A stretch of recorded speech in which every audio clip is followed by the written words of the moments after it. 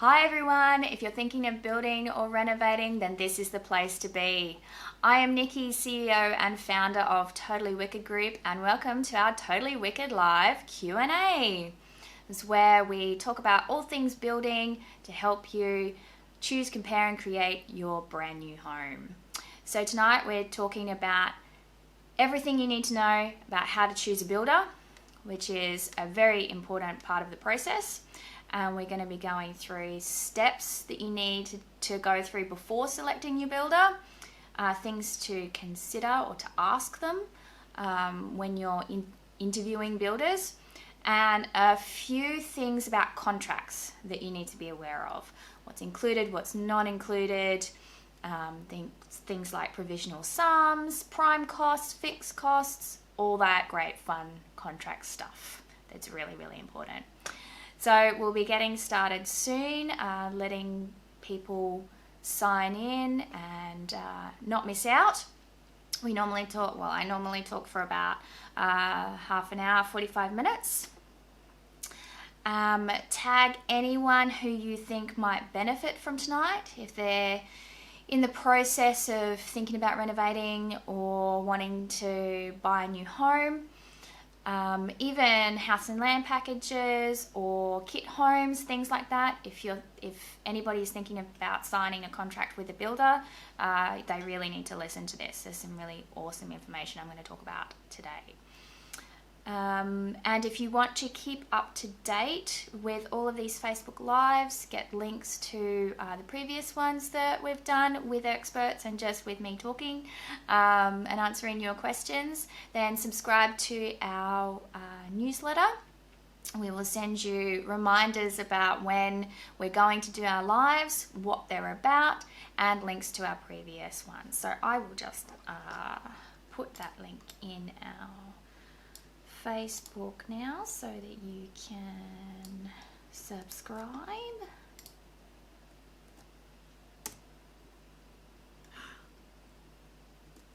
Yes, no, yep, there we go, there it is. So the reason why we're doing all of this is the more I talk to clients, the more I realized about what they didn't know, and also not knowing what questions to ask, and that's always a difficult thing. If you don't know what you don't know. So we're doing all these information videos to help you guys out so that you are more informed. There are no sales pitches with this. If you never use Totally Wicked Group, that's fine, provided you listen and take advice with what we're doing. We're helping people out, it's fine. We try and do this once a month. COVID's put a little bit of a spanner in the works with that, but we're back on track at the moment. Just a general disclaimer though, everything that we talk about is general. So if something is very specific to your needs, by all means you can contact us or go to relevant people to find the information that is very specific to you. So don't do anything unless you get it checked out first by a professional, especially if you're unsure. But at least this will give you the information about where to find those people and what questions to ask. Alex, did that share? Because it's telling me it didn't. The link. It's come up here. Okay, that's great, because it's just showing me an error occurred, it didn't show up. But that's cool. If you can see it, you can see it, that's great. All right, so if you do have any questions for me throughout the evening, please post them and I will try my best to answer them, and Alex will tell me if I've missed one. So any questions about finding a builder, post them. So I'm going to get started. So one of the first one of the first questions I get asked is, where do I start?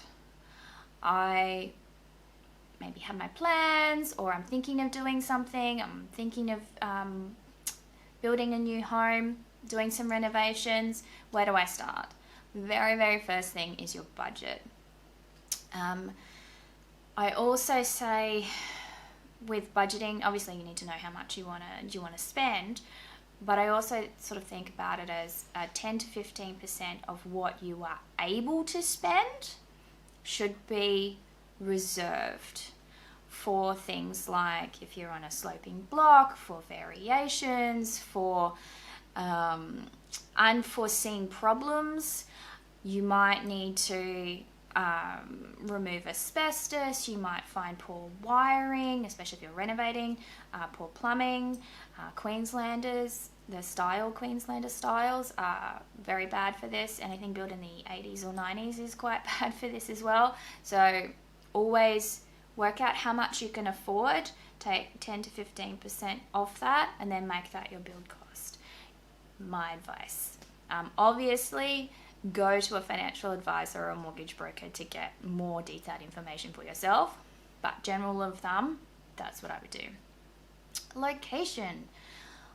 Put yourself in the mindset of your everyday when you pick your site or your location. Obviously, if you're renovating, you're already living there, but if you're building brand new and you're purchasing a site, pay attention to how far you're going to be traveling to work, how far you're going to be taking your kids to school. Can they ride to school? Can they walk to school? Or do they have to take the bus? What does the buses look like?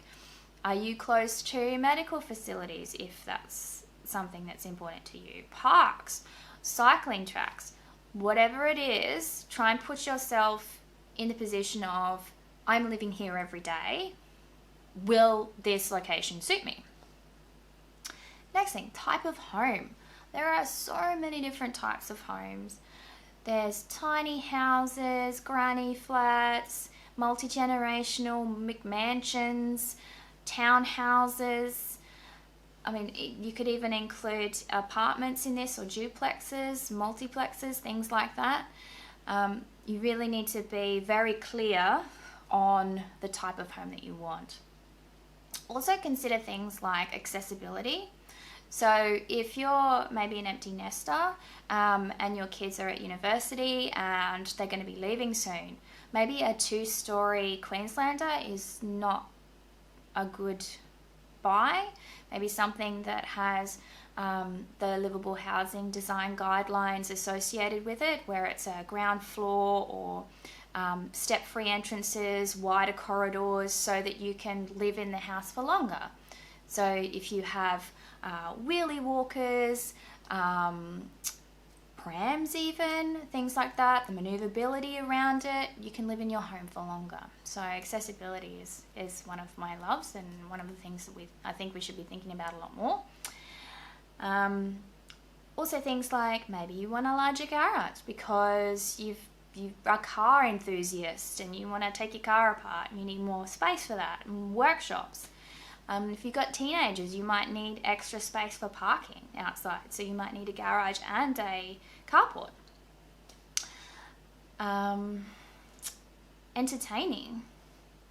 Do you need a bigger backyard for patio, pool, those sorts of things? Then maybe a 2-story house is better so that you can utilize your block of land. So all of these things, the wish list, and you'd be surprised at how many people actually don't really think really in depth about the longevity of their home in terms of that. So if you're thinking about the type of home, then get a design. So even if it's you're thinking of going with a house and land package, going and finding inspiration or things that you like will make it much, much easier for you to narrow down the thousands and thousands of plans out there and the thousands and thousands of builders out there. So if you've got a very clear idea of the style of your home, what you want it to achieve, and an idea of design, even if it's multiple designs, much, much easier for the builder. Obviously, getting a designer or architect to do your design plans is the easiest thing for a builder, because then they can just quote off of whatever it is, or choosing one of their existing plans, depending on how you want to do it. Something that people tend to forget is if you've purchased a block of land, you actually need to get the title completed before you can engage a builder, because you technically cannot prove that you own the land yet.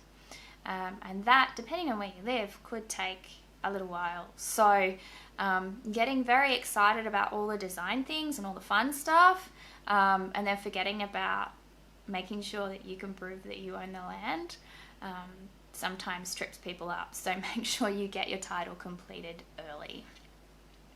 Another one is site investigations.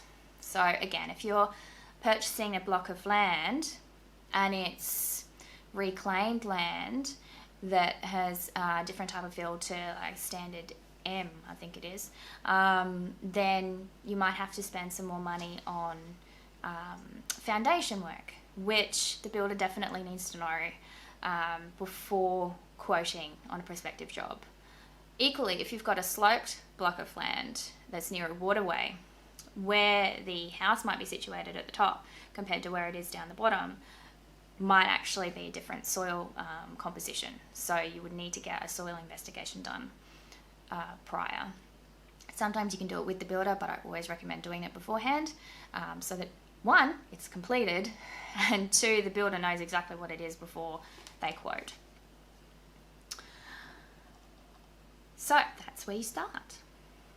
Now when you finally get to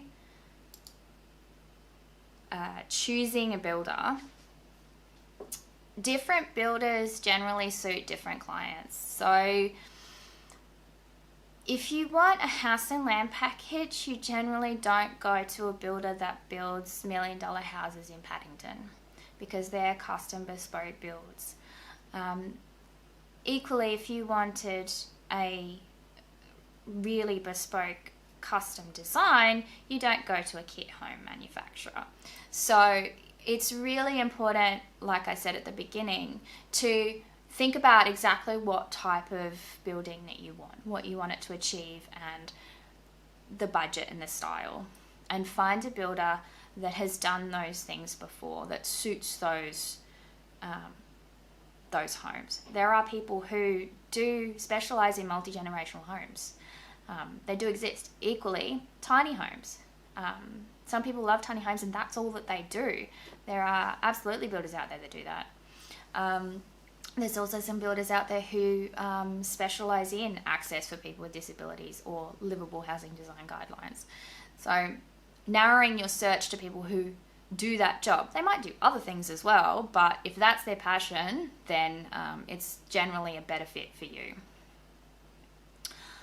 Another thing to ask is, what's the typical price for a home build? So if you find a builder that does, say, multi-generational homes, and that's what you want, it's okay to ask them, you know, what's the average price for the houses that you build? You know, are we looking at $500,000 or $800,000, just to get a ballpark without actually telling them what your budget is? Because I know some people get a bit apprehensive about telling people your budgets, understandably, because you don't want the builder to go, oh, this is a $300,000 job, but their budget is $500,000, so I'll just give them a $500,000 quote. So this is a way that you can actually get that information out of them without showing your hand, so to speak. Reviews and reputation is obviously a really good one. If you have a friend or family member who's used them before, then that is the best referral ever. But checking Google reviews, Facebook reviews, all of those sorts of things, just be aware that sometimes they can be faked. So just be aware and have a look at when the dates were. If a building company has changed hands in the past 6 months and the reviews have changed, or the reviews haven't come through, maybe have been deleted, then that's a bit of a red flag. So just sort of pay attention to what's being said, how it's being said, and when it was last said. So question, what are the rules around builders' quotes, and how much can they change the price during the build? Do they have to give notice? Are they locked into the quote price? Okay, so that entirely depends on the type of quote that you get. Most quotes have a combination of different prices. I will explain them more in detail later, but you've got like fixed fixed cost price, provisional sums, and prime costs. You can have contracts where it is literally open-ended. They're usually for very complex bespoke builds, and even then they'll generally give you a quote. But anything that's fixed cost is fixed cost. Once you sign the contract, that's it. Then if anything does change, it's a variation, which will be effectively like an addendum to the contract. So it could be you walk in and say, I would like 5 extra PowerPoints in the entire house. Then the builder will say, okay, that's fine, but it's going to cost you X amount of dollars. And there's usually, like I said, an addendum that goes, da da da da da. That's going to cost you an extra X amount of dollars attached to the contract. Now you have to pay that. So fixed price, they cannot change it. Do they have to give notice to changed prices? Usually that's involved with a variation, or in the case of if you've got a provisional sum or a prime cost, it will be updated to suit. Again, I will explain that a little bit later because it's getting a little bit in depth with contracts, which is the last part we're talking about. But for the most part, fixed price, they're locked into the quote. The best way to avoid variations is to give the builder as much information as possible right at the beginning of the project. So if you have selected all of your finishes, all of your fittings, if you've got all your joinery designed and you do not change anything, then you're going to have more fixed costs in your contract, less variations. It's easier for everybody concerned.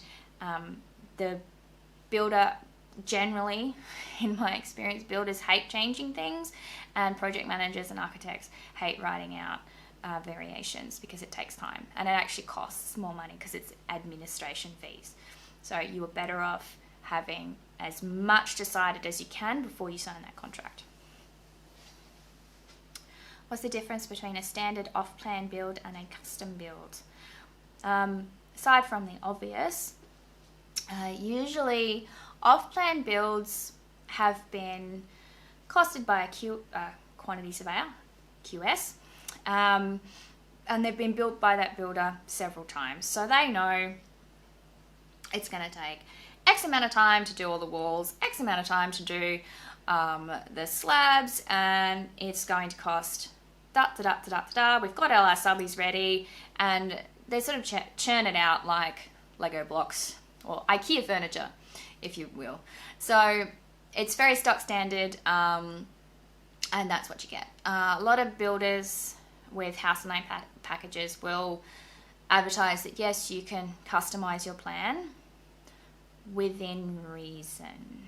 So you can't just go to a builder and say, hey, this is the plan that I want. I've had some clients sort of do that, and the builder said, oh yeah, that's all right, we'll wear the cost. Everybody pays for something, but it's just usually hidden in amongst everything else. So I much prefer to charge for what you get when you get it. So I always say that if you are a first home buyer or you're maybe an investor, off the plan is a much better way of purchasing because it's easy, it's cost effective. Normally the time frame for building is shorter because it's less custom. They know what they're doing, they just churn them out.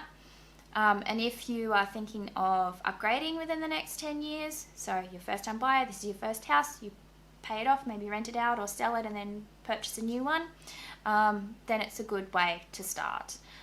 Again, if you're an investor and you're looking for a rental, great, you don't necessarily need to customize anything, off you go. But custom builds, you generally start with an architect or a building designer.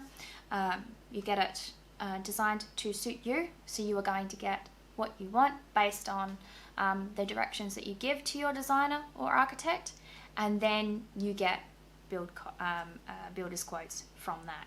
So It's less of a off the shelf. You're getting exactly what you paid for, especially if you get it checked by our Totally Wicked gurus. But it's more suited to people who are at a different stage of life where they know they're going to be staying there for a long time, or they have very specific needs. So again, if it's multi-generational, or maybe you work from home, you have a business from home, and you want more space in your office for a couple of different people, or you want a studio or something like that, that's when it gets really custom. But it also doesn't mean really, really expensive. So a lot of people, when you think about custom homes, you think about McMansions, but that's not necessarily the case. You can still get a reasonably priced house, but doing it where you get it customized to suit you.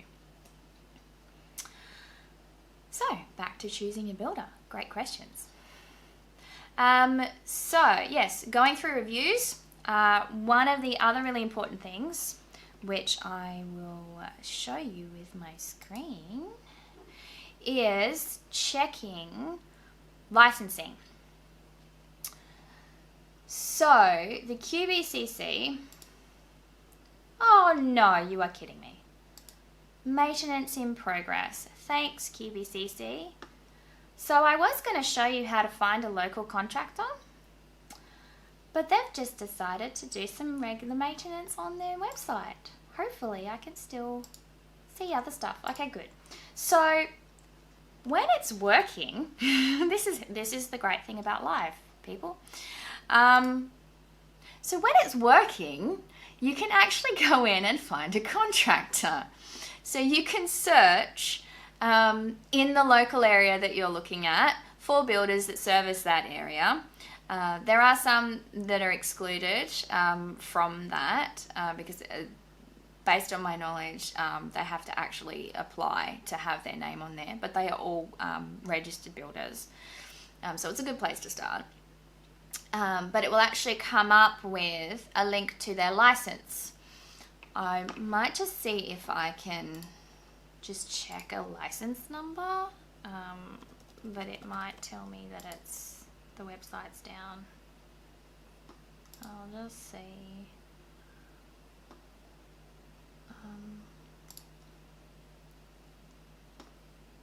Just see. Because it's actually kind of important to show you. I think that's how you spell his surname. See. Hey, there we go. It's working. Okay, I'll show you that. Okay. So this is a builder I know. And he's a really lovely guy. But it's showing that these are the things he can do, that he's licensed to do. So builder low rise means he can do residential houses, no problem. There are no conditions against his license. So sometimes if there's been an incident that the QACC are investigating, and that could be not paying subbies or doing something illegal like outside of their license class, it will come up with a condition. And it's active. So it means that this license is active. They are fully licensed to do these things. Great. Always check that, especially when you're dealing with handymen. Going a little bit off topic here, but there are times when handymen say that they can do things outside their license when they actually cannot. Or you might get a plumber saying they can do waterproofing. They're doing entirely different licenses. So it's always really good to check their license to make sure that they can actually do what they say they can. Yes, it is doing your homework on your builders. And this is fully open to anybody to check out. You don't have to log in or anything for it. And to my knowledge, every single state has some form of this. And usually, if your builder or subby is worth their salt, they will actually have their number on their business card or on their emails. I know I have it on all of my stuff. So good place to go. Another thing that is important is to check they're insured. So you can do a few searches here and there, but I find it's just much easier to ask them for a copy of their insurance. Again, like, I have insurance. It's not that hard to just go, yes, here it is, and you have to renew it every year usually. So if they don't have access to that, you've got to be quite concerned. And it's not that hard to just ask them. One more thing is meet with them, actually chat with them, which can be quite difficult when you're dealing with the bigger builders, because generally you're dealing with salespeople. But it can't hurt to actually have a chat with the people who are on the job if you're dealing with those, there's a word I'm searching for, where they release land and then there's a whole heap of builders in that area. I'll think of it later when we're finished. But when you get a whole heap of builders all in one area where there's all these display homes and they're building, generally they'll be building a house just down the road. It's okay to just go and say, hey mate, how you going? Da, da, da. I've done that before. Just have a chat and say, hey, you know, how you doing? Blah, blah, blah, blah, blah. To see if they are the right fit. If you've got a good, well-working site where people are generally happy and they're employed and they're getting paid on time, they will usually tell you. They'll be like, oh yeah, cool, you know, this is a right job, da da da da da. They're people just like us, and you've got to find the right fit for you. If you are a really personable person and you're doing a custom build, I always recommend doing a smaller builder, because they will generally be more involved in your project. They will have more heart in the project than the big builders. You know, find the best fit for you. Now, contracts. Lovely contracts. Now, this is the type of thing that can get quite dry, but is super important. Ultimately, every single contract can be altered, can be disputed. I am not a lawyer, so whatever you sign, if you're not comfortable with it, get it checked over by a lawyer. Again, circumstances are different. Some builders have their own works contracts, others just use the standards. So I will show you some really good information that I won't get too bogged down in, just tell you where it all is. In fact, I might even just share this link.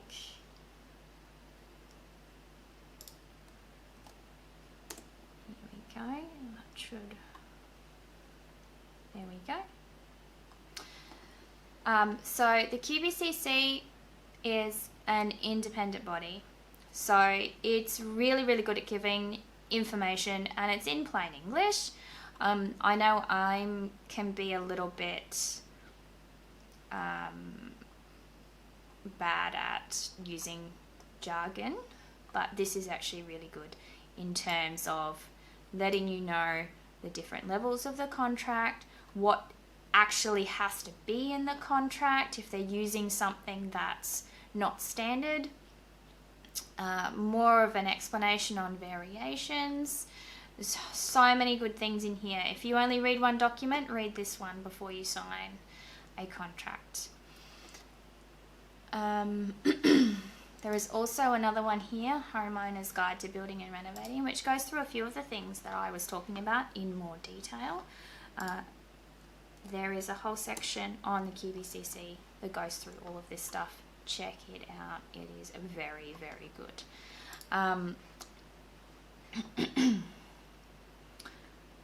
There is also, there are also standard contracts. So the QACC have some for various different types. The Master Builders Association and the Housing Industry Association also have some. It really depends on who you're dealing with and what state you're in as to which one they use. I have come across some builders who will basically take all the bits that they want from that and then have addendums to it, so they've just repurposed it and made it look pretty, but it's effectively the same thing. But if anyone's using some of those standard works contracts and they haven't doctored anything, normally it's pretty good. You just have to add in a few things and be aware of a few things, which I will discuss right now. So, fixed price, prime cost, and provisional sum. I went over it a little bit earlier, but we'll get into the nitty-gritty now. Fixed price can be quantified, can be finalized. So, concrete, timber, confirmed finishes selection. So when you deliver decent construction drawings to a builder, they should be able to work out exactly how much concrete that they need to build your slab. Fixed price. So they will know how much concrete, how much Rio, how much form they need, how much digging they need to do, all that sort of stuff. So fixed price. Prime cost is, quote, an item that has been specified so a reasonable allowance has been included. So it's the type of thing where you might not have specifically selected the type of floor tile that you want. So the builder's just gone, okay, average price for a floor tile supply only is $30 a square meter. So we will allocate $30 a square meter for your house. And again, if they've got decent plans, they'll be able to tell you what square meterage of tiles you need. So there's your allocation. Later on, if you decide that you want a $50 a meter square tile, that's when a variation will kick in. So again, I always recommend the more decisions you can make before getting a quote, before signing a contract, the less variations, the better for everybody.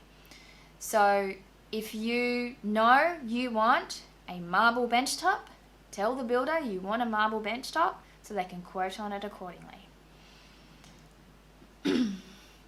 Just be aware that prime costs are generally supply only. Check to make sure it is supply and delivery, especially if you're dealing with remote locations or semi-remote locations. If you've got to drive from Brisbane out to Bow Desert, it might actually cost more. Provisional sum. So provisional sum is an estimated cost because the final amount we don't know. So this could be demolition costs or landscaping, maybe even traffic control. So an example with traffic control.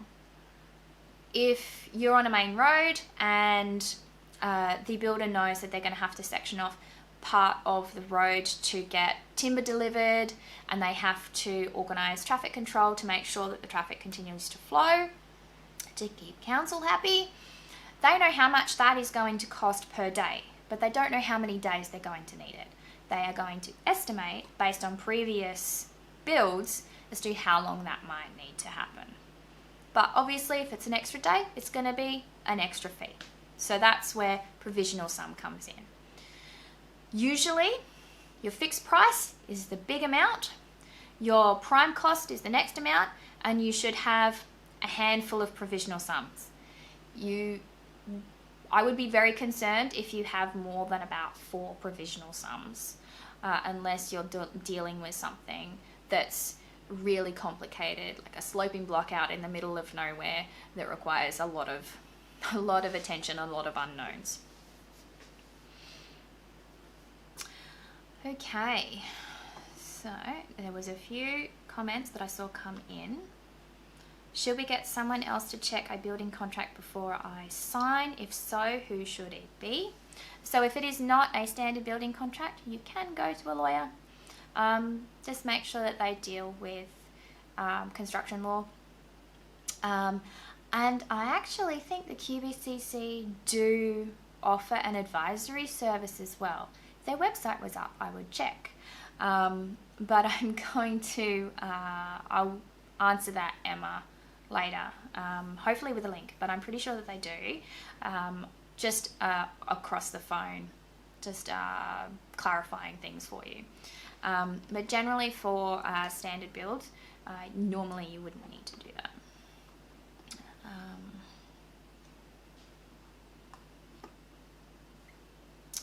For a standard off-plan 4-bedroom, 2-bathroom, 500 square metre block, what is the rough time frame a builder will take from start to finish? Livable.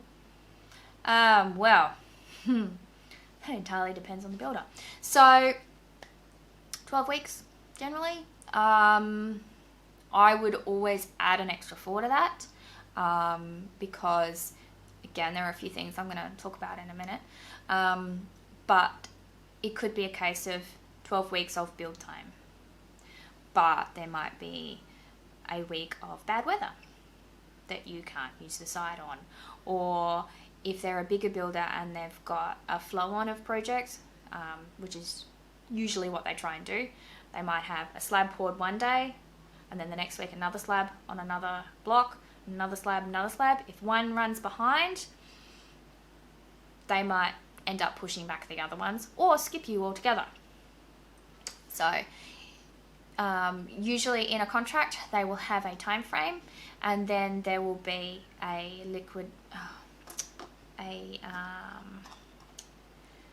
there is liquidated damages. That was the word I was searching for. Wanted to make sure I got that right. A liquidated damages clause, which sometimes is left blank, and usually in the simple contracts is left blank, but you really need to write something in there. And what that is if practical completion, which is what you were talking about before as a livable space, practical completion, if that date stretches out, you can actually effectively charge the builder money for it not being in. So usually if that happens, the builder will add an extra couple of weeks to the end of project completion, to make sure that they don't have to deduct money from their contract. But if you are, say, renting and you need to be out by a certain date, that could be a really good incentive for builders to actually get stuff done on time. Just be careful that they're not rushing the job and cutting corners and things. So this is a very fine line between making sure you get something done and you don't have a lazy builder and they're just going to do whatever and take 6 months to do it, and making sure that they give you what you want in a timely fashion. When it comes to liquidated damages, I have seen a few builders in their clauses say maximum 2.5% of the contract price being a good liquidated damages fee. So that's a good guide for you if you want to put that in. I do suggest you do.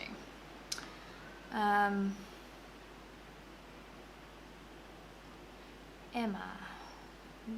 So Emma says, we would like your personal opinion on alternative building materials that you may recommend, or somewhere we could go for these options, please.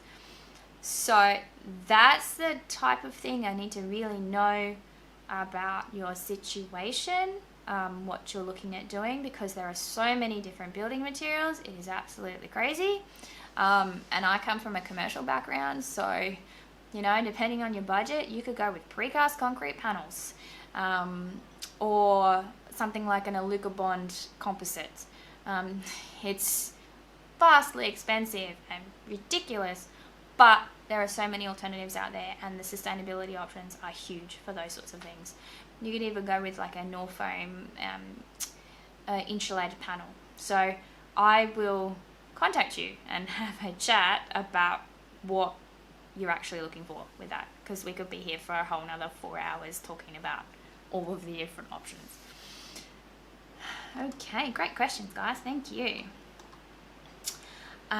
So yes, I've gone through those inclusions and exclusions. Now, in every single work contract, there should be a list of inclusions and a list of exclusions, and you need to check everything. Appliances, water tanks, insulation specifications, And there are certain items that I generally tell people to think about including or swapping up before they sign a contract. Things like LED lighting, a higher grade insulation in your ceiling especially, because whenever they quote, they will quote for the base material, not something higher.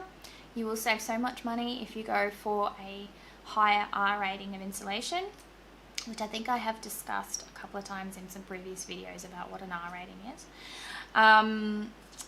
Solar panels, really good quality ceiling fans. From personal experience, my husband and I bought a house. There were no ceiling fans in any of the living areas, but 2 air conditioners. We paid $150 per fan, which is a reasonable price. The really, really cheap ones go for like $69, and the really expensive ones could be, $300, $400, $500. So we went for something mid-range. The lowest setting on these fans is higher wind speed than the average cheap fan. We never use our air conditioners. Much, much cheaper to buy, install, and use. Much better for the environment too. Yet a lot of off-the-plan builders only have a handful of fans in the bedroom and maybe 1 or 2 in the living areas. Go nuts with fans. That is my tip. Additional power points and outdoor taps are another one that they tend to just go, oh, let's just put one here and one there and that's it, and not actually think about the usability of the space. Okay, that's all about inclusions and exclusions. Bindya, what are the things we have to consider about site costs? Some builders recommend to go for fixed site costs. So this brings me back to what I said as one of the points at the beginning. Get your site, your soil testing done early before you go to a builder. Once you get your soil testing done, then your footings will be correct because they will be engineered to your specific site. They won't be generic footings. You would also, as a part of getting your site and title, get some form of boundary set out. You would need to know where the easements are, all of those sorts of things. So the more information you provide to your builder, the more likely they are to give you a fixed cost for your earthworks and your foundations and slab, if you are going with a slab, not on posts. So yes, I would definitely go for a fixed site cost for excavation, setting up of your slab, your foundations, and pouring of your concrete.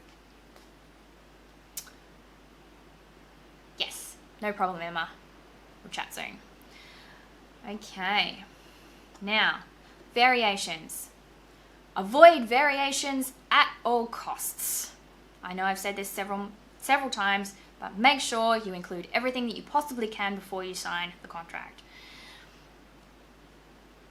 So one of the main reasons, I'll give you an example, is that anything that changes could incur additional administration fees and could actually cost you more money. So sometimes people get to the end of the build and go, oh, I really want to save money now, and start swapping things out, especially things like baths or appliances, for cheaper items. If they are included in the build cost, you might be swapping out the cost of that item, but still paying the builder's margin on top of it. So, to explain, if you select a bath at the beginning of the project that is $2,500, the builder's markup goes on top of that because it is included in all of the items and then added at the end. So let's just say, for argument's sake, it's 10%. So you were paying $250 as a builder's margin for that bath. If you change the bath to be $1,000 bath, that builder's markup is still $250 because that doesn't change. That's fixed in the contract as the builder's markup. So you might be saving $1,250, but you're still paying the markup on that $2,000 bath. So avoid variations at all costs. I'm going to go through just another few quick things that are super important, and then we'll start wrapping up if there are no more questions. But defects liability period. If you only insist on one thing to be added to your contract, I think it's this. Your defects liability period, 12 months minimum. So what it is once you get to practical completion, which is we're done, hand over the keys. There might be a little bit of landscaping or something finishing, but to lock-up stage, practically complete. Here are the keys, here's your house.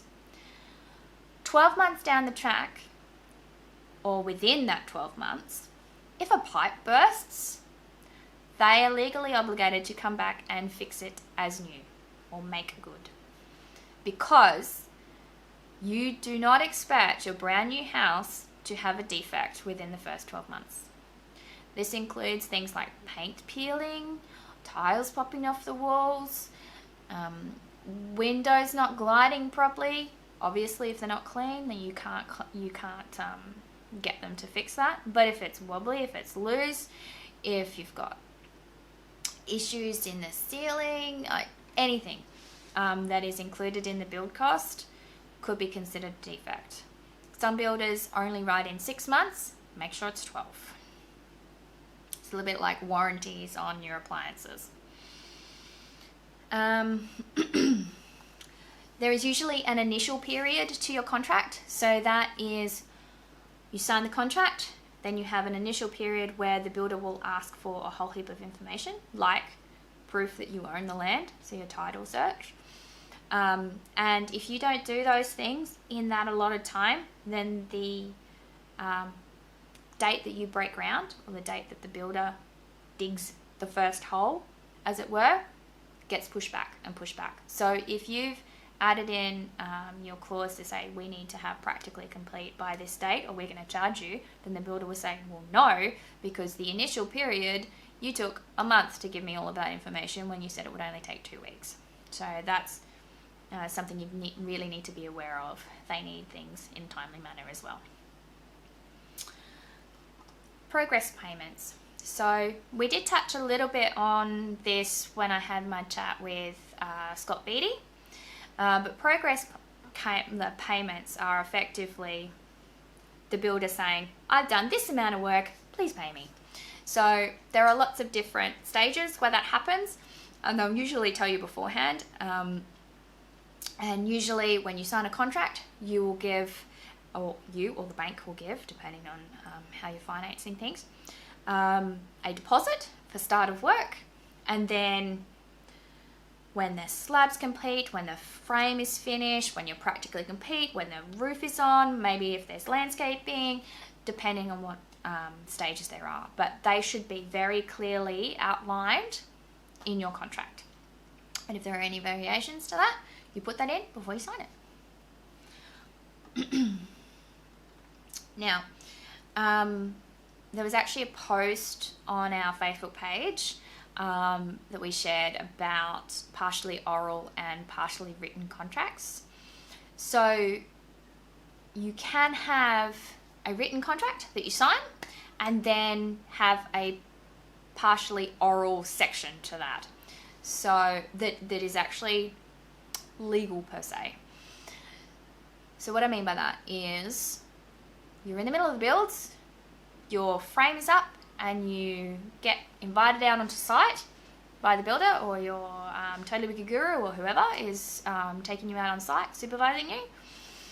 And you go, oh, I'd really like an extra fan there and an extra light switch there and an extra 2 PowerPoints. And the builder goes, right, that's going to cost you an extra $500. Great, handshake.